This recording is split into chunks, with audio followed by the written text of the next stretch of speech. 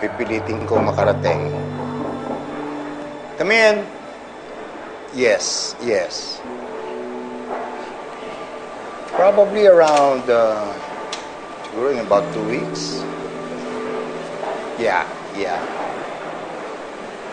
Sige. All right. Okay, thank you. Bye-bye. Yes, Joey. Sir, pwede ko po ba kayo makausap? What can I do for you?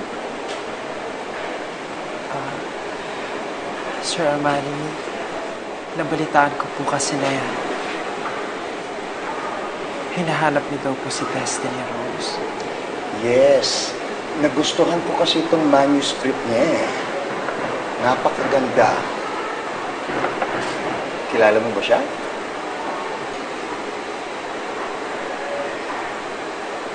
Talaga? Sino siya, Joey? Saan po siya makikita?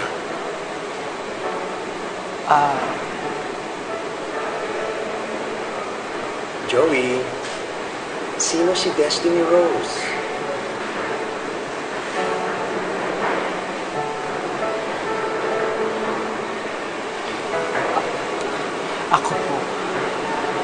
Ako po si Destiny Rose. Ikaw si Destiny Rose?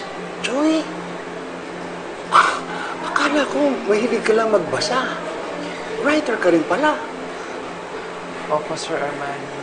Kasi doon ko lang po talaga na-express lahat ng mga gusto kong gawin na hindi ko magawa sa totoong buhay.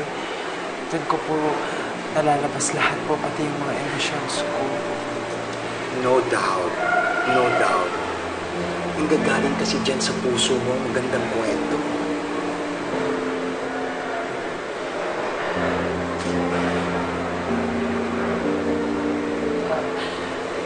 Sir Armani, salamat po Kaya lang po nabalitaan ko na hindi kayo tumatanggap dito na lalaki na writer. Kaya naiintindihan ko po kung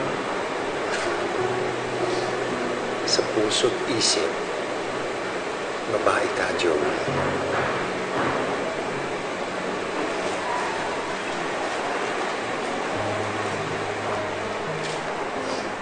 At ang pusong yan ang magbibigay ng magagandang kwento dito sa publishing house. Na sigurado ako magugustuhan ng mga readers. Kailangan kita dito, Joey. Ikaw ang hinahanap ko. So please, magsulat ka bilang Destiny Rose.